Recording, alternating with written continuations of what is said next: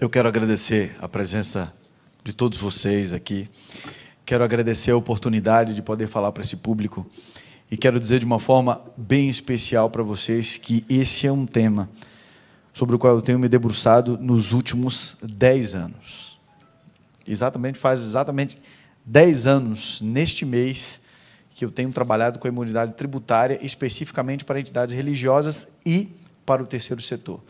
O meu mestrado é nessa área, o meu projeto de doutorado no CEUB também é nessa área, exatamente para poder fortalecer e falar sobre esse tema. Mas eu quero dizer para vocês que nós estamos vivendo uma crise de foco, por isso que minha apresentação tenta o foco durante toda a apresentação, e vamos ver se em algum momento nós vamos conseguir chegar nesse foco. Bom,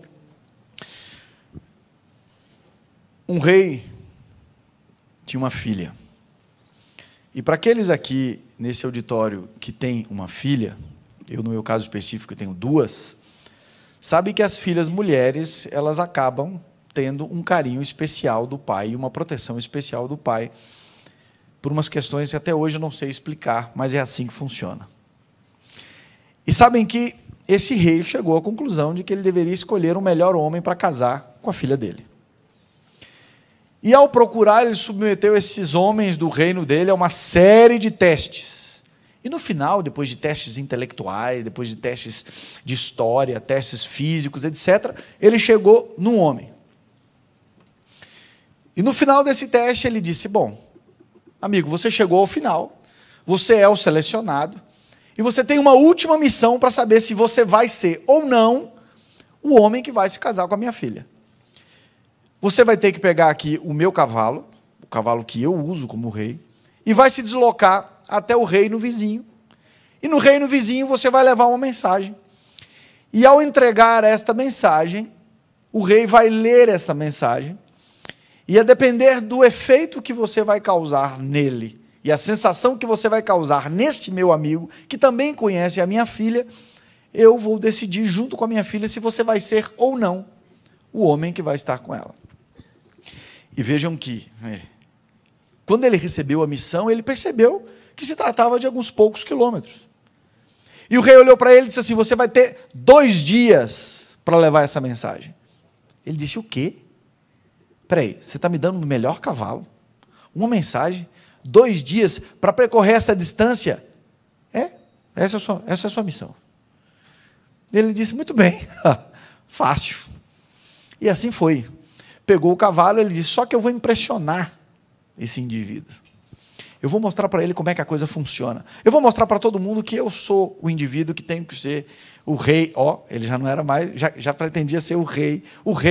E assim ele fez, ele pegou o cavalo e ele submeteu ao cavalo a uma cavalgada, não posso dizer desumana, não é? Mas uma cavalgada que faria muito bem, muito mal para aquele animal, e ele submeteu aquele cavalo, e ele simplesmente queria superar todos os limites que tinha dado para ele, ele não usou o tempo que tinha, ele foi naquela loucura no cavalo, e ele submeteu o cavalo a uma cavalgada difícil, e ele avançando com aquilo, e ele fez o que ele tinha 2 dias para fazer, ele estava a ponto de fazer em 5 horas.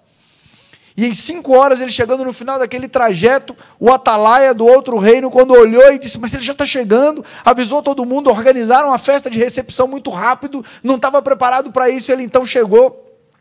Quando ele parou, o cavalo já estava numa situação deplorável, ele jogou o cavalo, já foi caindo para o canto, caiu no chão, ele então orgulhoso, desce com o envelope na mão, entrega ao rei e diz, está aqui, mensagem entrega. Eu tinha 2 dias e fiz em 5 horas e 35 minutos, está aqui. E aí todo mundo bateu palma ali naquele momento de alegria. E aí o homem do rei, achando meio estranho aquela postura, ele então pega o envelope. E ali estava escrito, meu grande amigo, esse é o melhor homem do meu reino. Esse é o melhor homem do meu reino.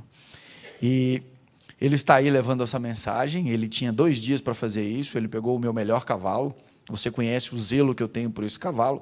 Então, para nós sabermos se ele pode ser, então, o esposo e provavelmente o sucessor no meu reino, eu queria que você simplesmente me dissesse como está o cavalo.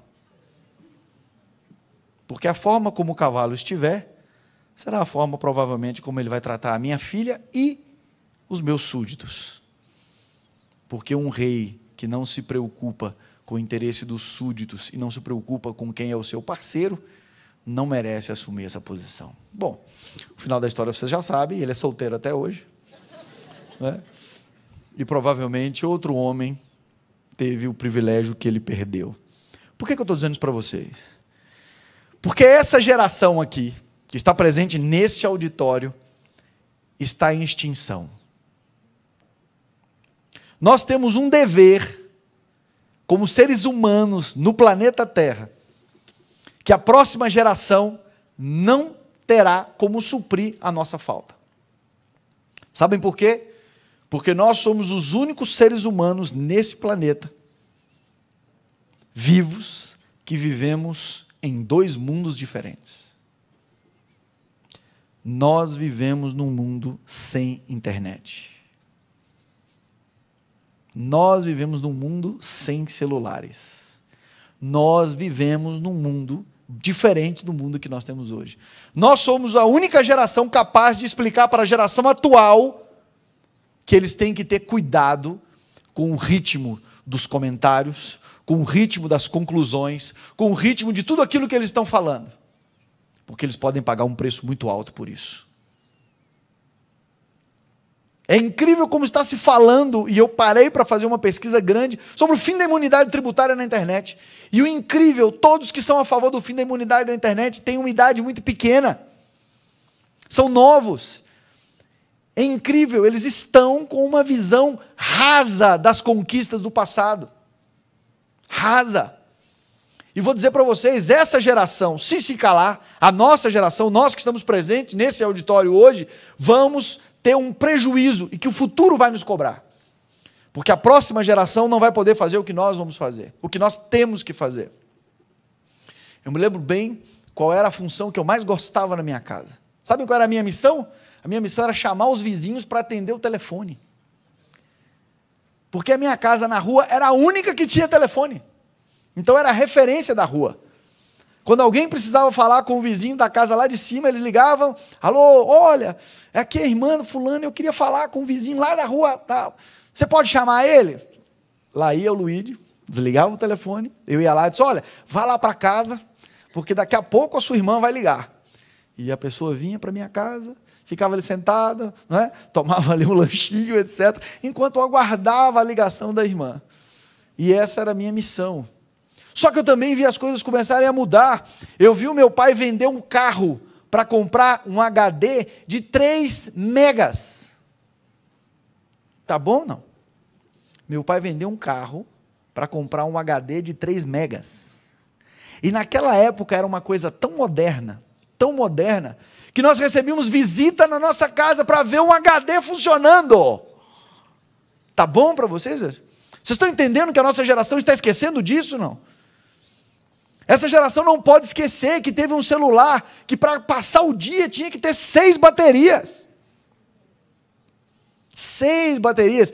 E que pagava para receber e para fazer a ligação.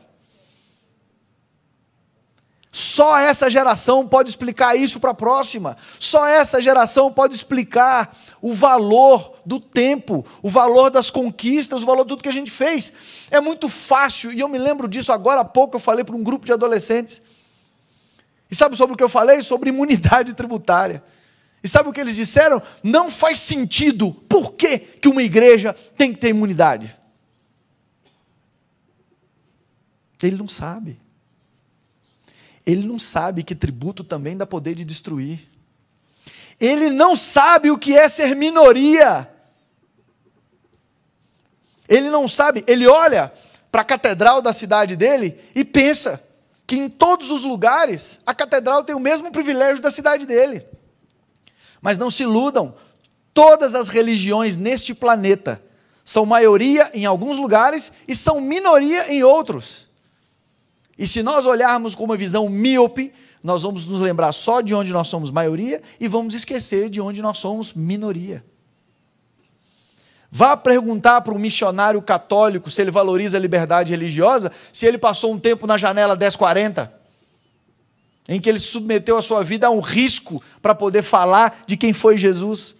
Vai perguntar a um missionário adventista como nós temos, que não pode nem mandar mensagem para a família, porque se ele mandar, ele vai ser interceptado e ele pode ser preso.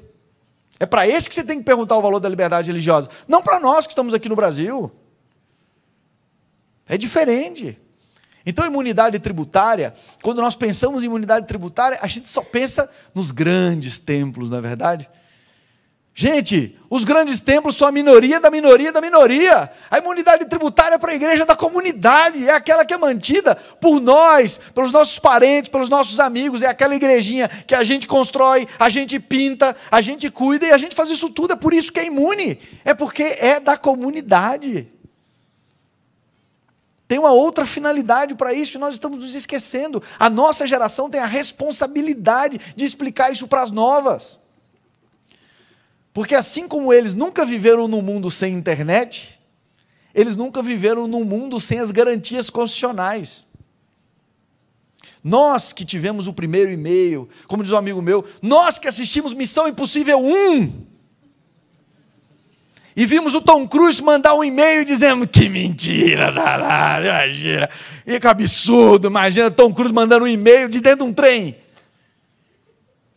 Você olhava para aquilo e dizia assim, mas é muita mentira, como é que pode isso? Só que é o seguinte, a minha filha hoje assistiu Missão Impossível comigo e disse assim, nossa pai, era ruim o e-mail, né? Demorava para ir. Né? Vocês estão entendendo o que é isso, não? É outra geração, se nós não falarmos, eles não vão entender a origem das coisas. Se a gente ficar em silêncio, vão passar... E outra coisa, não se iluda não. As novas gerações, se nós ficarmos em silêncio, serão os futuros ministros do Supremo, os futuros embargadores, os futuros integrantes do TARF, os futuros advogados.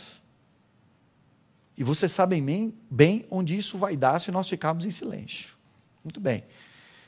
Feita essa... Opa, deixa eu ver aqui que alguém desligou aqui. Opa, vamos lá. Sabe o que nós temos que aprender? Quando nós olharmos para alguma coisa, e eu vou dizer uma coisa para vocês, assim, 99% do que vocês estão vendo no Facebook é mentira. Tem que investigar. Faz pouco tempo aqui na igreja, nós descobrimos um indivíduo que estava fazendo um vídeo contra nós. E era um vídeo ofensivo. E nós fomos atrás dele e descobrimos quem ele era. E quando nós descobrimos, perguntei para ele, por que você está fazendo esse vídeo contra nós? Por que você está atacando a gente desse jeito? Na verdade, eu nem sei quem são vocês. Por que você está nos atacando desse jeito? Disse, porque vocês compartilham tudo que faz contra vocês. E como eu precisava de mais seguidores, eu comecei a atacar vocês. E aí eu ataco vocês, eu ataco a igreja católica, eu ataco as igrejas, eu ataco o terreiro de macumba, eu ataco as matrizes afro, eu ataco os jesuítas, eu ataco todo mundo. Sabe por quê? Porque vocês, quando alguém ataca vocês, vocês já compartilham logo os ataques de vocês. Vocês estão vendo essa geração? Não? Essa geração não tem compromisso, muitas vezes, com a realidade das coisas. E o que nós estamos fazendo? Compartilhando e dizendo, olha que absurdo, mas não explicamos o quê? Quando? Não explicamos onde, não explicamos o quê, quem, por quê, como e para quem. O seminário que nós estamos tendo aqui é para que todos nesse auditório tenham a capacidade, quando o assunto for imunidade tributária, de explicar quando isso foi conquistado por nós. Por que isso foi conquistado por nós? Vocês acham que o Estado brasileiro deu de graça, assim? De repente o Brasil reconhece que essas entidades são imunes. Isso é um sistema de proteção, gente. Isso é um sistema de proteção feito pela República, feito por homens e mulheres que lutaram para garantir algumas coisas para nós. Veja, eu tenho a oportunidade de advogar em outros países em que essas garantias não existem. Você não sabe o valor que isso tem. Sabe? Onde? No nosso país, na República, no lugar onde nós conquistamos. Nós temos que falar dessa história para as pessoas. O que é imunidade? Não é? O que é imunidade? Quantas vezes a gente chega no município e o prefeito diz, não sei se eu vou dar ou não a imunidade para vocês. Aí eu digo, você não sabe? E se eu disser para o senhor que o senhor não tem nada para dar? Que a imunidade é minha, não é sua? Mas vocês veem, o conceito está se perdendo. Veja, por que tem imunidade? Para assegurar essa liberdade que nós conquistamos com tanta luta. Não é uma brincadeira isso, não é uma coisa que pode ser tratada. Esse assunto não pode ser tratado no Supremo, gente. Esse assunto não pode ser tratado no Congresso Nacional. Esse assunto tem que ser tratado dentro da sua casa, dentro da minha casa.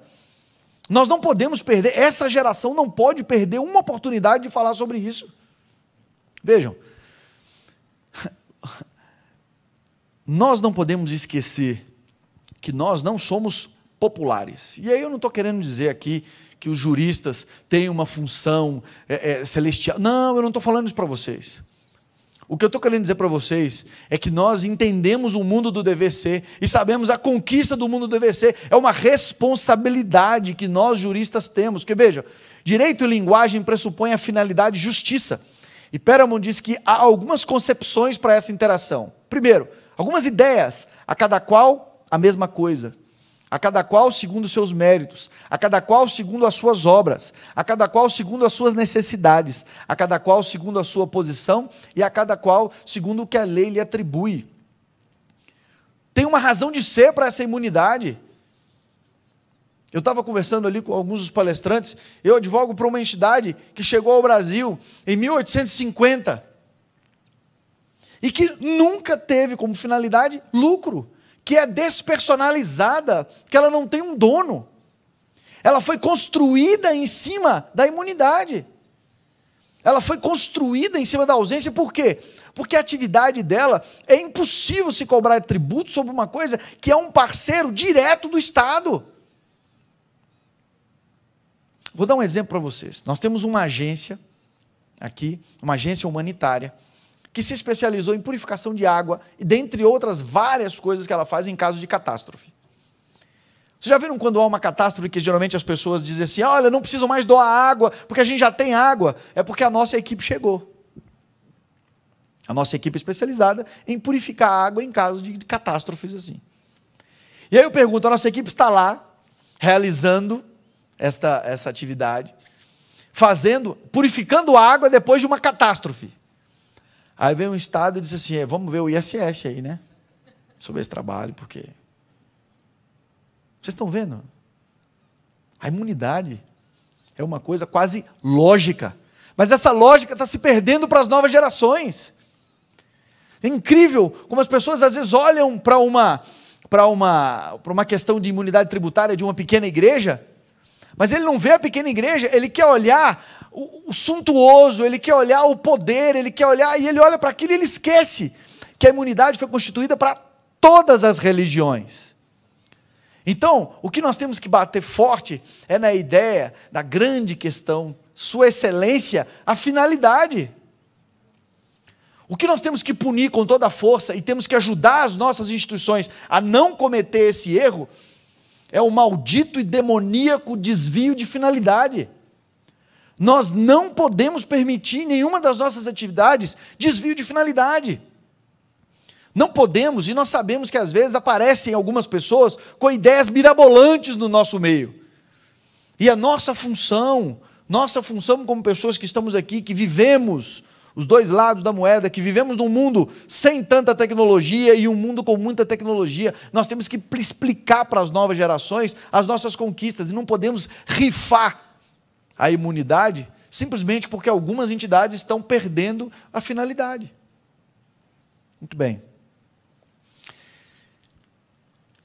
Essencial destacar um ponto para sustentar o sistema, é a existência de um núcleo de certeza, é isso que eu acabei de falar para vocês, um núcleo de certeza que não pode ser rebaixado pelo intérprete, e que deve formar parte de qualquer concepção do direito envolvido, mesmo contra práticas culturais.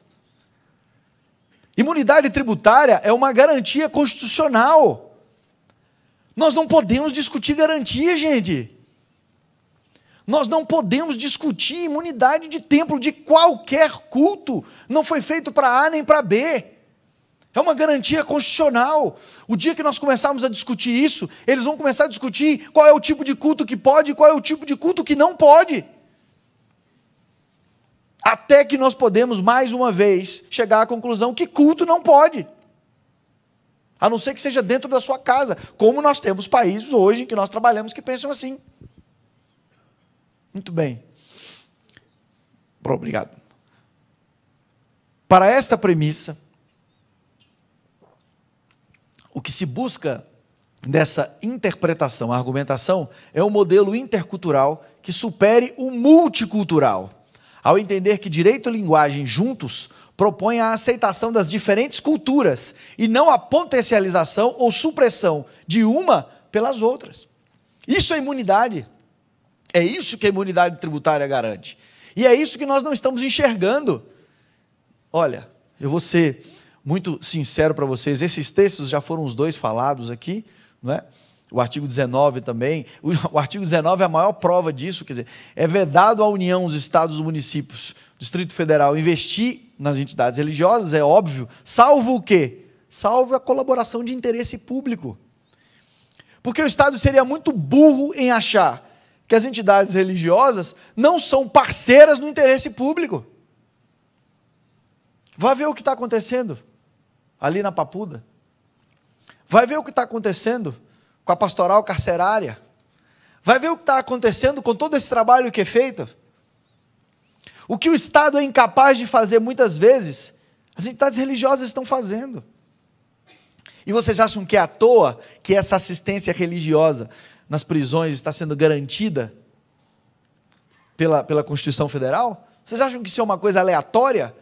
Isso não é aleatório, gente, isso é uma conquista que os nossos antepassados pagaram caro por isso. E nós vamos rifar assim, não? Vamos entregar assim de bandeja?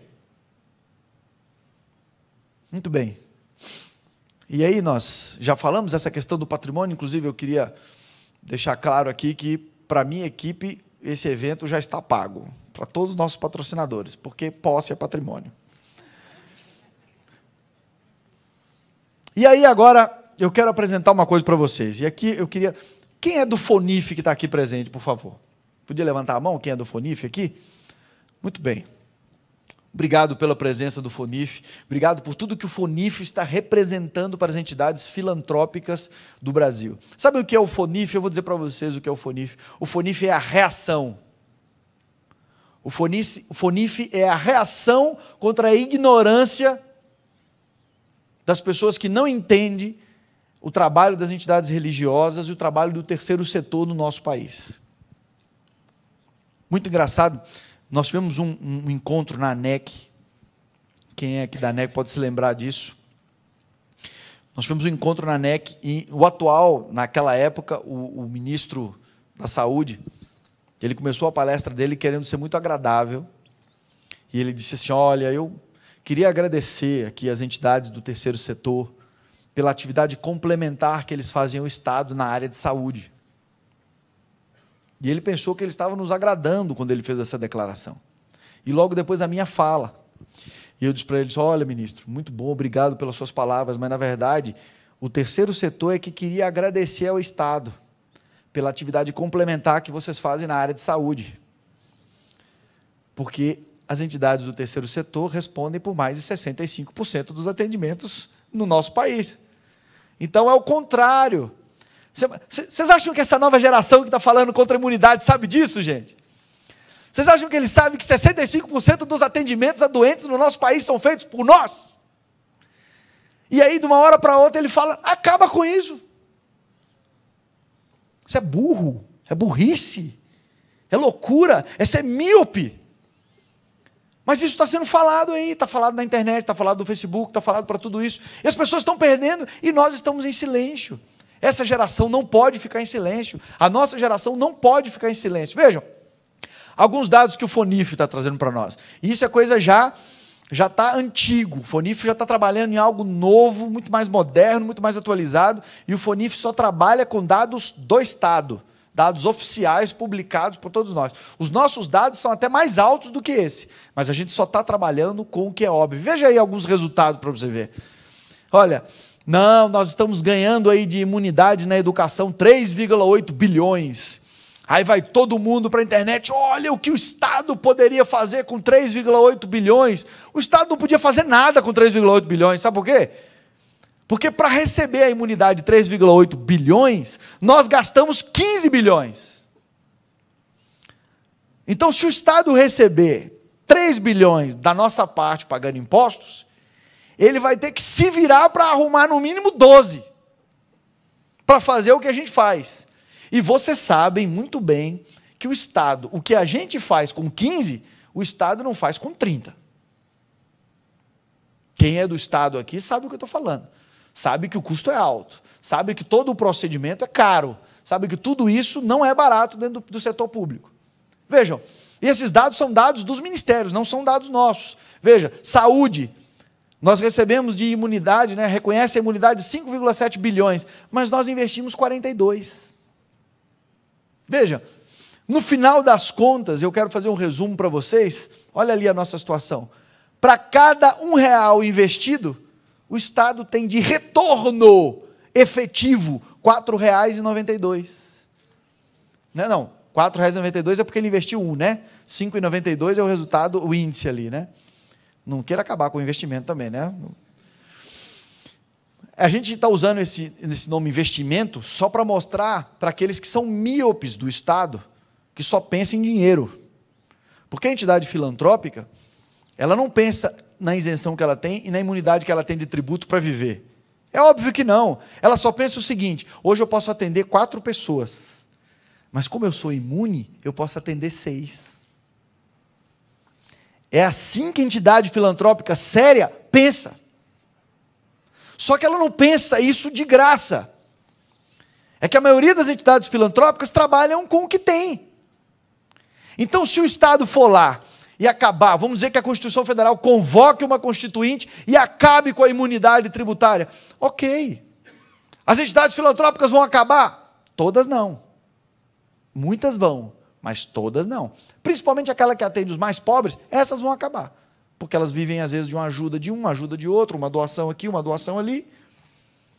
Só que aí, o que acontece? Ah, mas as grandes não vão acabar. É verdade, as grandes não vão acabar. Elas vão começar a pagar impostos. Só que, em vez de atender 10 pessoas, ela vai atender 5. As últimas mudanças da filantropia, que foi comemorada por alguns, já está sendo lamentada por outros.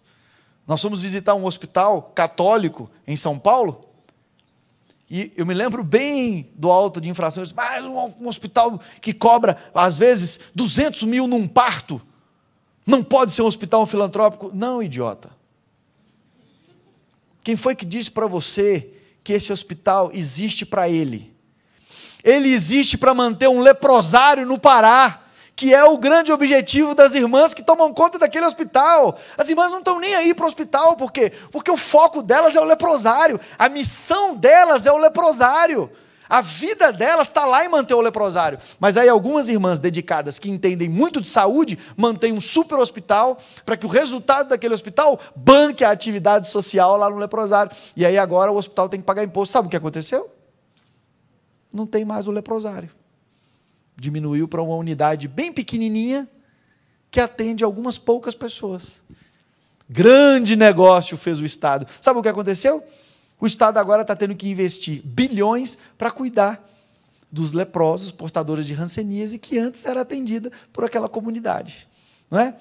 Grande negócio foi feito. Então, esses são os nossos números. E aí a conclusão fica para nós. A imunidade tributária é uma conquista do povo brasileiro para sustentar e garantir iniciativas diretamente ligadas ao interesse público, seja a liberdade religiosa, seja a assistente social. Muito obrigado a todos.